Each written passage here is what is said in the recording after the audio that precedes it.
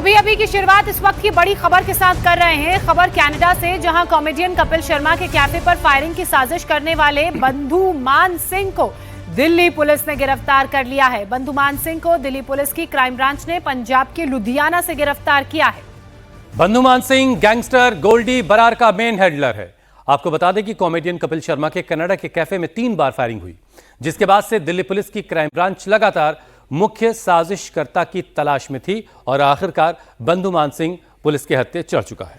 अतुल भाटिया हमारे सहयोगी इस वक्त हमारे साथ जुड़ चुके हैं। सीधे अतुल का रुख करते हैं। अतुल, एक बड़ी कामयाबी, बंधु मान सिंह जिस पर हमले का आरोप लगा है, जो गोल्डी बरार का करीबी बताया जा रहा है, उसे कब कैसे गिरफ्तार किया गया और अब आगे का किस तरह से प्रोसेस फॉलो होगा? देखिए जोसरा, पहले मैं आपको बता दूं तो कि इस एक्यूज का नाम बंधु मान सिंह शेखो है। लुधियाना से इसकी गिरफ्तारी की गई है। दिल्ली पुलिस की क्राइम ब्रांच ने गिरफ्तारी की है और बताया गया है कि ये जो है वो गोल्डी गैंग का जो है वो मुख्य हैंडलर है। जो पूरे हथियार मुहैया कराए गए थे, क्योंकि 3 बार फायरिंग जो है वो कपिल के जो कनाडा में कैप्स कैफे है वहां पर हुई थी और उसमें 2 बार हथियारों की जो पूरी सप्लाई है वो इस बंधु मान सिंह शेखो ने की थी। ये क्योंकि अगस्त में ये हिंदुस्तान आ गया था, इसको गिरफ्तारी का डर था क्योंकि वहां पर कनाडा पुलिस लगातार इसकी तलाश कर रही थी।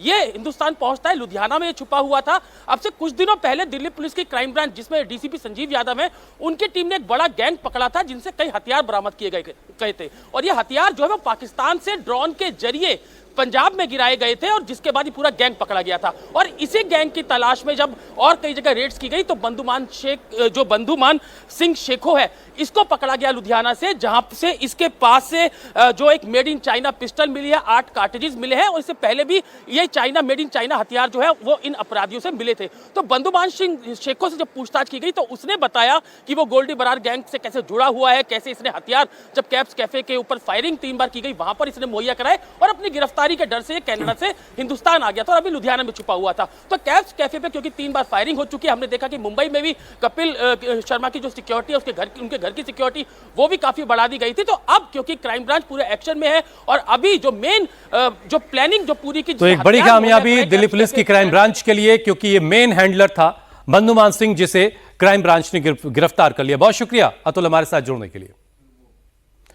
दिल्ली ब्लास्ट केस में एनआईए ने एक्शन तेज कर दिया है। आतंकी संगठन जैश की लेडी सर्जन से एक राज उगलवाने के लिए एनआईए लगी हुई है और इसी कड़ी में शाहीन को फरीदाबाद लेकर एनआईए की टीम पहुंची। 4 से 5 घंटे तक शाहीन से फरीदाबाद के अलग अलग ठिकानों पर ले जाकर पूछताछ की गई। शाहीन का आतंकी गतिविधियों को लेकर जो कनेक्शन सामने आया, उसके बाद एनआईए अब डिटेल खंगाल रही है। एनआईए सबसे पहले शाहीन को लेकर अल फलाह यूनिवर्सिटी कैंपस पहुंची, हॉस्टल के कमरा नंबर 22 में लेकर गई। इसी में शाहीन रहती थी। केबिन क्लासरूम की छानबीन भी यहां पर हुसैन की गई। यूनिवर्सिटी के स्टाफ और वाइस चांसलर को आमने सामने बिठाकर शाहीन से पूछताछ हुई। उससे मिलने कौन कौन आता था, स्टाफ और छात्रों के साथ उसके बिहेवियर की भी तफ्तीश हुई। क्या उसके टारगेट पर छात्र भी थे? कैंपस के अंदर कैमरों को भी खंगाला जा रहा है। जांच टीम शाहीन को खोरी जमालपुर भी ले गई, जहां शाहीन और मुजम्मिल ने किराए पर एक फ्लैट लिया था। वहां उसकी गतिविधियों के बारे में पूछताछ हुई। करीब 5 घंटे तक चली इस कार्रवाई के बाद एनआईए की टीम शाहीन को वापस दिल्ली लेकर लौट आई। मुजम्मिल और उमर से जुड़े कई आतंकी एंगल को भी अब जो एनआईए की टीम है वो जांचने में जुटी हुई है। इन्वेस्टिगेशन इस वक्त चल रही है। कुमार सोनू हमारे सहयोगी हमारे साथ जुड़े हुए हैं। कुमार, एक एक करके सभी आरोपियों जिनकी गिरफ्तारी हुई है उनसे पूछताछ की जा रही है। शाहीन को भी एनआईए की टीम अलग अलग जगहों में लेकर गई। क्या कुछ टीम को पता चल पाया? क्या कोई नए तार जुड़ पाए हैं? देखिए, मैं आपको बता दूं, एनआईए की टीम शाहीन सईद को सबसे पहले धौज गांव स्थित अल फलाह यूनिवर्सिटी के अंदर बने मेडिकल कॉलेज के अंदर लेके गई। वहां उससे पूछताछ हुई। तमाम पूरा जो कमरा नंबर 22 है वो खंगाला गया जहां वो रहती थी। इसके बाद जो जांच एजेंसियां हैं वो शाहीन से सभी प्रकार की जानकारियां हासिल कर रही थी। दिन भर क्या करती थी, कौन उससे मिलने आता था, पूरा उसका शेड्यूल क्या था, कौन उसके रेगुलर संपर्क में था, ये उससे जानकारी ली गई। इसके बाद शाहीन के कैबिन और क्लासरूम की तलाशी ली गई। इसके साथ साथ एनआईए की टीम जो है शाहीन को मेडिकल वार्ड के क्लासरूम और उसके डॉक्टर कैबिन में लेकर गई, जहां मौजूद गतिविधियां और उसके संपर्कों की पहचान की गई, जो भी उसके रेगुलर टच में था। इसके बाद जो है अल फलाह यूनिवर्सिटी की जो वीसी है भूपेंद्र कौर आनंद, उनसे जो है उनका आमना सामना कराया गया, कन्फ्रंट कराया गया, क्योंकि वो बड़ा इंपॉर्टेंट पार्ट था एजेंसियों के लिए। क्योंकि भूपेंद्र कौर के लगातार वो संपर्क में थी, क्योंकि यूनिवर्सिटी में वो रहती थी और मेडिकल प्रैक्टिस भी करती थी हॉस्पिटल के अंदर। तो ये एक इंपॉर्टेंट पार्ट माना जा रहा है। इसके अलावा जो शाहीन है उसको जमालपुर गांव भी लेके गई, जहां पर शाहीन और जो मुजम्मिल है उसका निकाह हुआ था, और तो उस निकाह में जो है एजेंसियां ये जानने की कोशिश कर रही थी कि कितने लोग शामिल हुए और कौन कौन लोग उसमें शामिल हुए। तो जांच एजेंसियों की रडार पर अब जो है वो 10-12 लोग सामने आए हैं। और लगातार इन्हें उन जगहों पर लेकर जाया जा रहा है जहां से या तो सामान बरामद हुआ है, विस्फोटक या दूसरी चीजें, और जांच की जा रही है। शुक्रिया आपका तमाम जानकारी के लिए। आतंकी डॉक्टर के टेरर एंगल में शाहीन के पति मुजम्मिल को लेकर भी बड़ा खुलासा हुआ। मुजम्मिल के एक और ठिकाने का पर्दाफाश हुआ। मुजम्मिल ने फरीदाबाद के खोरी जमालपुर गांव में भी एक घर किराए पर लिया था। पूर्व सरपंच से मुजम्मिल ने यह घर कश्मीरी फलों के कारोबार के नाम पर किराए पर लिया। एनआईए जब मुजम्मिल को लेकर पहुंची तो खोरी जमालपुर गांव के पूर्व सरपंच ने मुजम्मिल की पहचान भी की। फरीदाबाद में मुजम्मिल ने 3 ठिकाने बनाए थे। अनामिका गौड़ ने एक ग्राउंड रिपोर्ट तैयार की है, आप पहले वो ग्राउंड रिपोर्ट देखिए। मेरे पीछे दिख रहा है ये घर आतंकी डॉक्टर मुजम्मिल का फरीदाबाद में वो तीसरा अड्डा था जिसे वो अपने नापाक मंसूबों के लिए इस्तेमाल कर रहा था। ये फरीदाबाद के खोरी जमालपुर गांव के पूर्व सरपंच का घर है जिसे मुजम्मिल ने किराए पे लिया था। अल-फलाह यूनिवर्सिटी के अलावा मुजम्मिल ने 3 और कमरे किराए पे लिए थे। पहला कमरा जहां पर मुजम्मिल ने विस्फोटक जो सामग्री है वो छुपाई थी, दूसरा कमरा जो कि पीजी जैसा था और अल-फलाह यूनिवर्सिटी से केवल 200 मीटर की दूरी पर थे, और तीसरा कमरा ये जो कि अल-फलाह यूनिवर्सिटी से लगभग 2 से 3 किलोमीटर की दूरी पर है और पूर्व सरपंच का घर है। मुजम्मिल ने इस तरीके की प्लानिंग की किसी को उस पर शक ना हो। खोरी जमालपुर के सबसे प्रसिद्ध व्यक्ति का घर उसने किराए पे लिया जो कि है यहाँ का पूर्व सरपंच जुम्मा खान।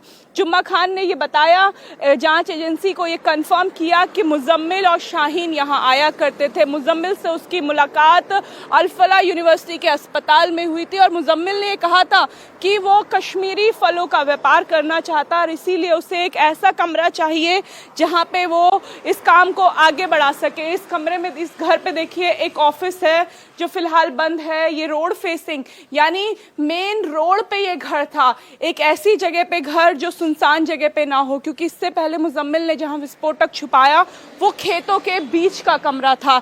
लेकिन ये जो घर है ये ऑन रोड घर है, यहाँ पे अक्सर हलचल होती है। मुजम्मिल यहाँ क्या करता था, मुजम्मिल ने यहाँ किस तरीके के दस्तावेज छुपाए हैं, ये सब जांच अब एनआईए की टीम कर रही है। फिलहाल इस पूरे घर को सील कर दिया गया है, बंद कर दिया गया है, और एनआईए की टीम जब मुजम्मिल को यहाँ लेके खोरी जमालपुर लेके आई तो यहाँ के पूर्व सरपंच ने ये कंफर्म किया कि मुजम्मिल ने ही उससे कमरा लिया था और डॉक्टर शाहीन के साथ वो अक्सर यहाँ आया जाया करता था।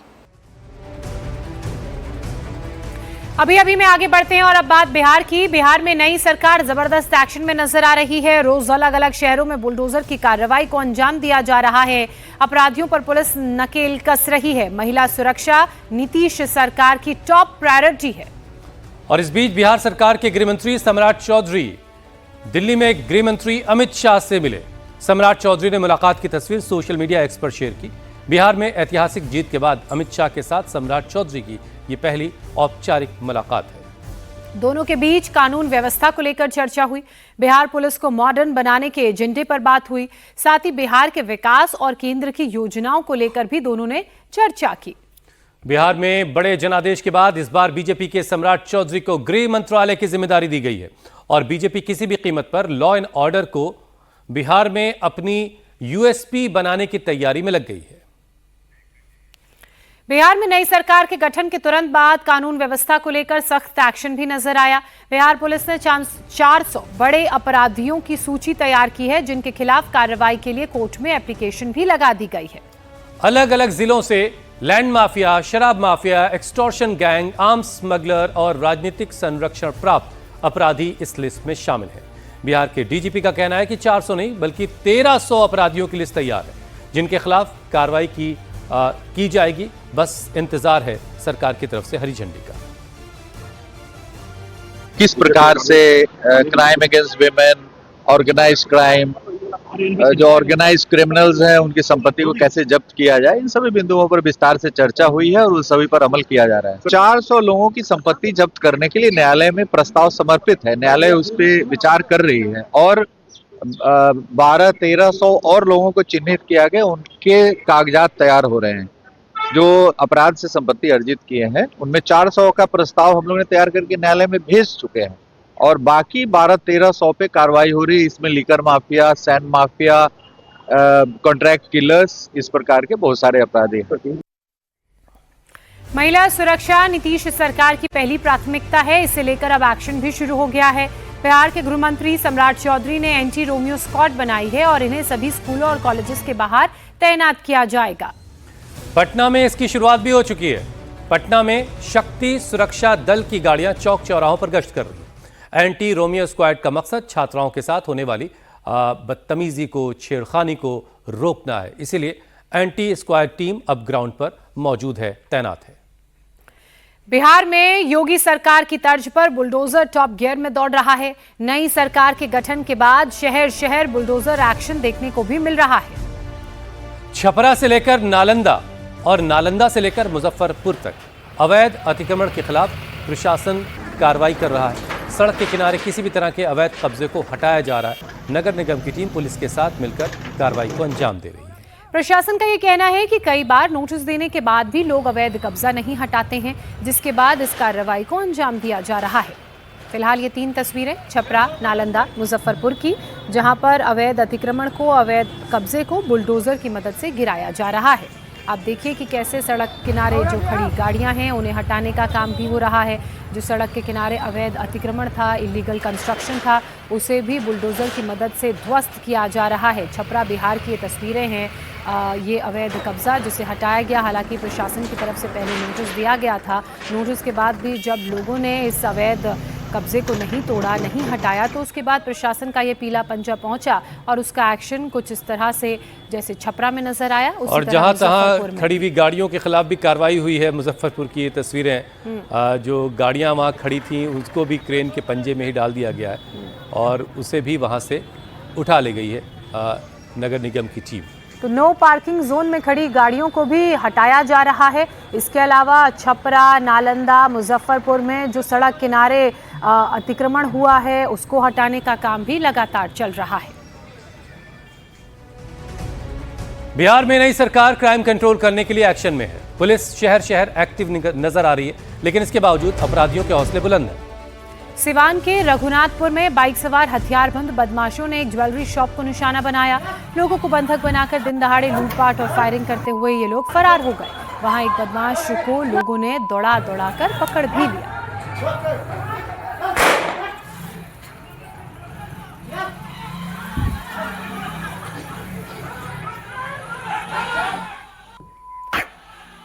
ये तस्वीरें आप देखिए, एक हाई राइज बिल्डिंग से ये वीडियो शूट किया गया और उसमें दिख रहा है गली में 3 से 4 बदमाश हैं जो बाइक पर सवार हैं और फायरिंग करते हुए वो निकल जाते हैं। दरअसल इसी सड़क पर एक ज्वेलरी शॉप है जिसमें लूट हुई। लूट की वारदात को अंजाम दिया गया और उसके बाद ये लोग कट्टा लहराते हुए, फायरिंग करते हुए वहां से मौके से निकल जाते हैं। इस बीच एक बदमाश जो है वहां लोकल लोगों की पकड़ में आ जाता है और उसे दौड़ा करके कुछ लोगों ने पकड़ लिया और पकड़ के पुलिस के हवाले कर दिया।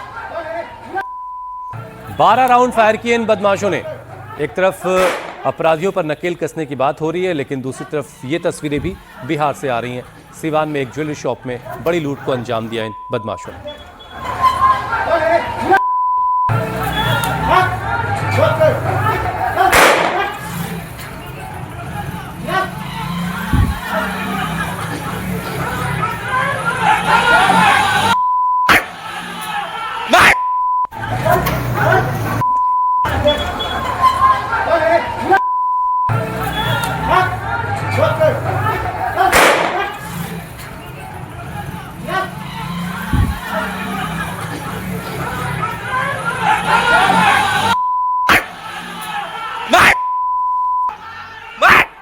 इस वीडियो में 2 बाइक दिख रही हैं, 4 लोग नजर आ रहे हैं। ऐसा लग रहा है कि जब इन्होंने अंदर ज्वेलरी शॉप में लूट कर ली तो बोरे में सारे गहने भरकर भागने की कोशिश कर रहे थे। उसी दौरान कट्टे से फायर करते हुए भी दिखे। उस फायर की आवाज भी आई और जब भागने की कोशिश कर रहे थे तो कुछ लोगों ने एक बदमाश को पकड़ लिया। अगली खबर का रुख करते हैं, ये भी बिहार से ही है, बिहार चुनावों से जुड़ी हुई है। दरअसल बिहार चुनाव में जो करारी हार कांग्रेस को मिली, उसके बाद दिल्ली में समीक्षा बैठक की गई, लेकिन इस मीटिंग में भारी हंगामा हो गया। राहुल गांधी की मीटिंग में पहुंचने से पहले ही दो कांग्रेसी आपस में भिड़ गए। वैशाली से चुनाव लड़े इंजीनियर संजीव और पूर्णिया से चुनाव लड़े जितेंद्र यादव के बीच तीखी बहस हो गई। दरअसल इंजीनियर संजीव ने हार की वजह बताते हुए कहा कि जो 18 नए लोग पार्टी में आए उनकी वजह से पार्टी हारी है, जिस पर जितेंद्र यादव भड़क गए और दोनों में जोरदार बहस हो गई। खबर है कि इस दौरान धमकी तक दी गई। इंडिया टीवी संवाददाता ने जब कांग्रेस नेता जितेंद्र यादव से बात की तो उन्होंने साफ कहा कि उन्हें इंजीनियर संजीव ने गोली मारने की धमकी दी। कांग्रेस की मीटिंग में वैशाली से उम्मीदवार रहे संजीव सिंह ने चुनाव में पार्टी में नए लोगों को टिकट दिए जाने के खिलाफ बोलना शुरू किया। तो चुनाव से कुछ वक्त पहले ही कांग्रेस में शामिल हुए पूर्णिया से उम्मीदवार जितेंद्र यादव ने इस पर आपत्ति जताई। इस पर दोनों में पहले बहस हुई, जो कि गाली गलौज में बदल गई। जितेंद्र यादव का आरोप है कि इसके बाद बात इतनी बढ़ गई कि संजीव सिंह ने गोली मारने तक की धमकी दे डाली। इस मीटिंग के लिए मल्लिकार्जुन खड़गे, राहुल गांधी ने बिहार में पार्टी के बड़े नेताओं और उम्मीदवारों को दिल्ली बुलाया था।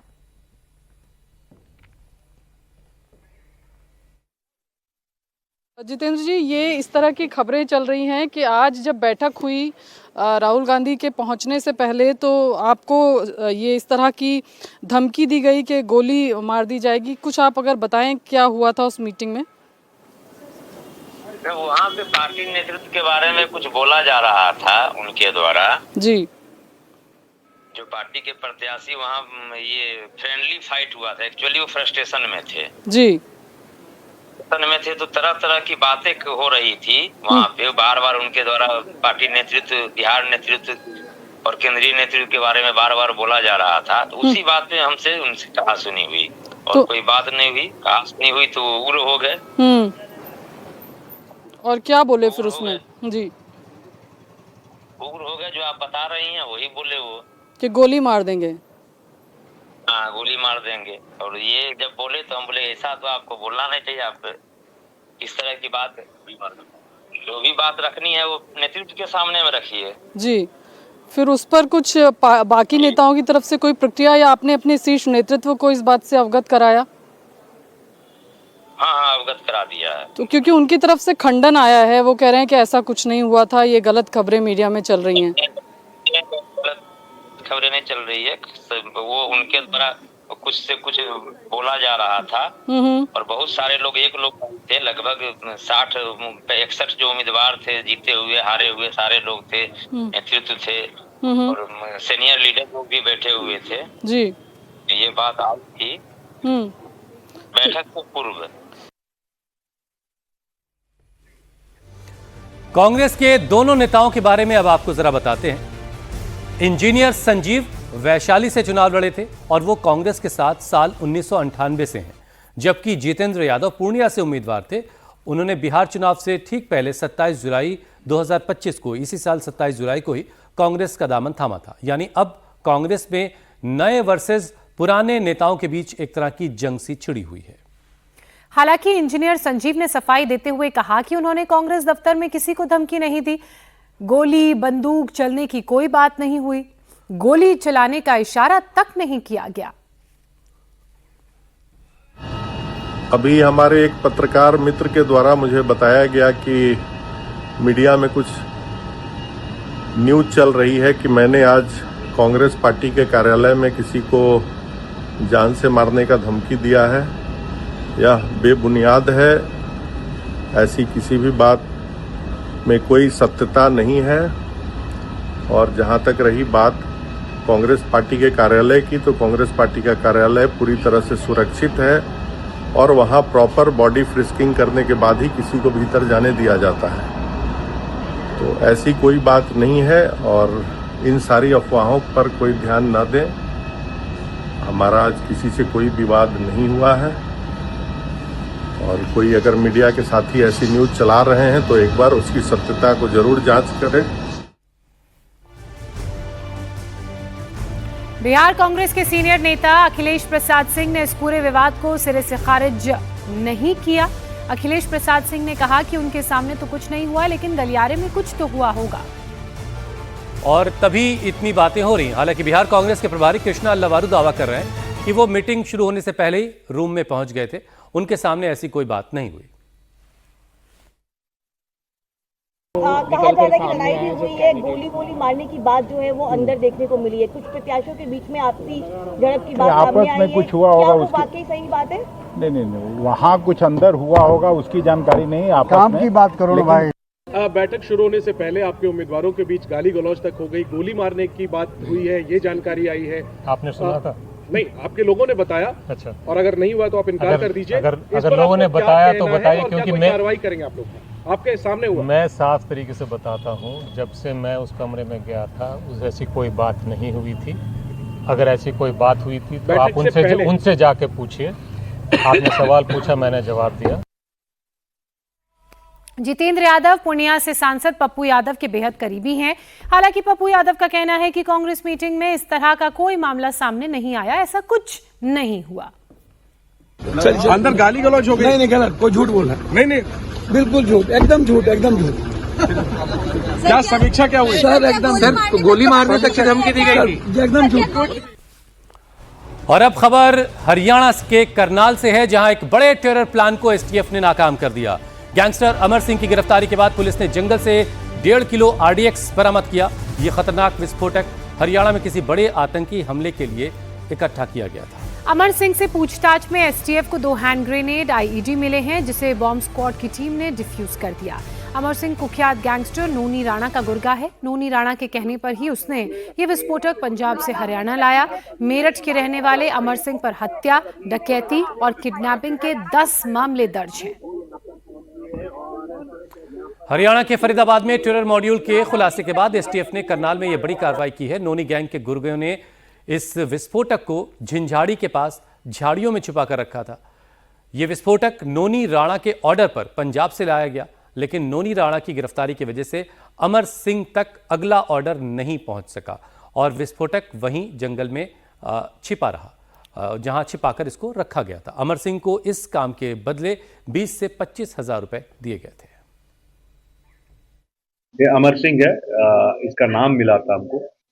इसके नाम से इसका नाम ऐसे मिला था कि लॉरेंस बिश्नोई के नोनी राणा के लिए काम करता है। तो उसको डेवलप कर करके इसके गाड़ी तक पहुंची है हमारे एसटीएफ, और इस गाड़ी को इंटरसेप्ट किया 25 तारीख को, और गाड़ी में अमर सिंह मिला है और अमर सिंह के साथ एक ग्लॉक पिस्टल भी मिला है और कुछ गोलियां भी मिली है।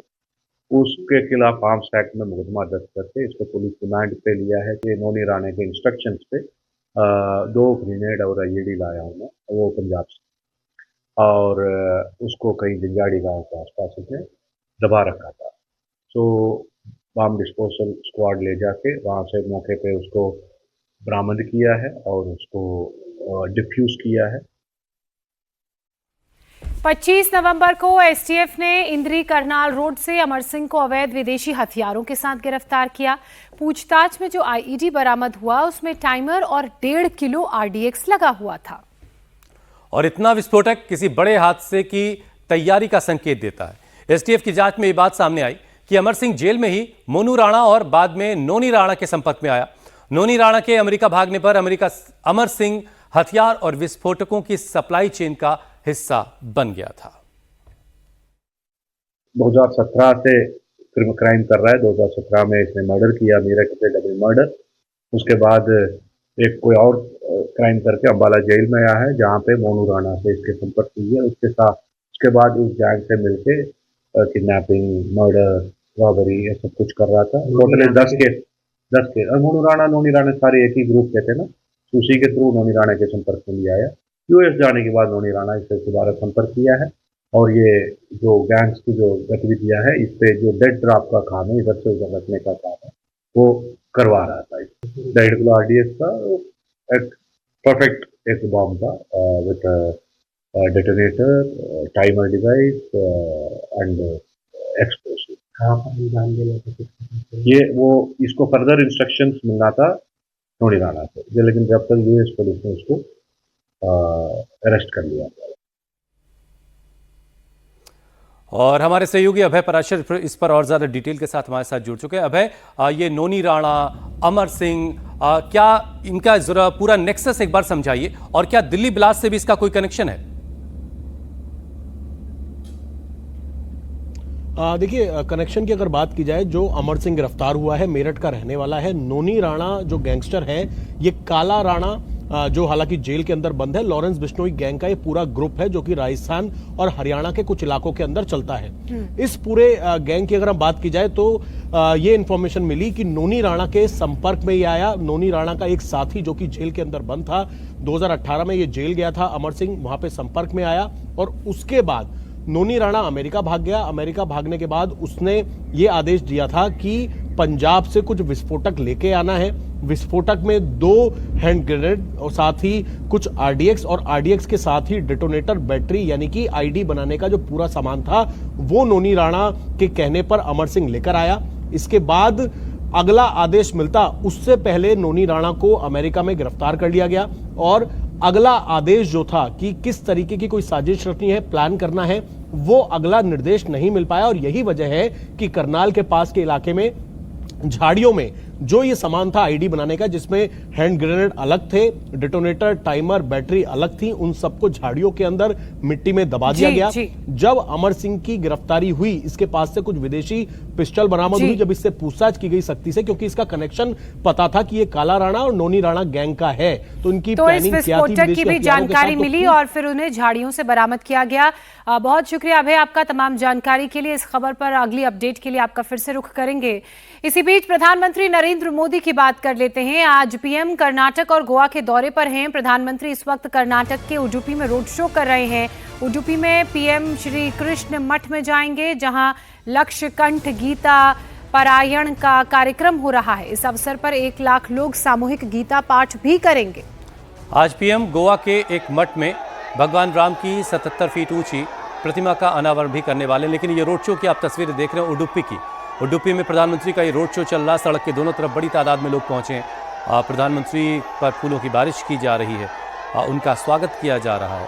प्रधानमंत्री भी अपनी गाड़ी का दरवाज़ा खोल करके और खड़े होकर के लोगों का अभिवादन स्वीकार कर रहे हैं। लोगों को हाथ हिला करके लोगों का अभिवादन स्वीकार कर रहे हैं। और आज कांसे की बनी हुई एक प्रतिमा भगवान राम की कुशावती नदी के किनारे, उसका अनावरण प्रधानमंत्री के हाथों होगा। श्री संस्थान गोकर्ण पर्तगाली जीवोत्तम मठ में ये प्रतिमा स्थापित की गई है। इस मठ की स्थापना के 550 साल पूरे हो रहे हैं। इस मौके पर होने वाले कार्यक्रम में भी पीएम शामिल होंगे और एक डाक टिकट और एक स्मारक सिक्का भी जारी करेंगे।